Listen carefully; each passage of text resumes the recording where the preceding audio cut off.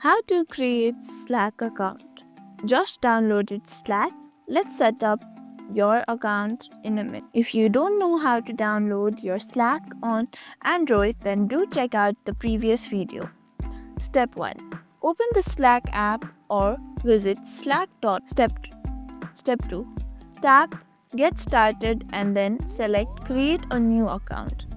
Enter valid email and then tap Next. Step 4. Check your email and enter the confirmation code from Slack which Slack has sent you. Step 3. Add your name and create a secure password. Then you're all set to go and join or create a workspace of your own. Pro tip. Use your work email if you are joining professional team.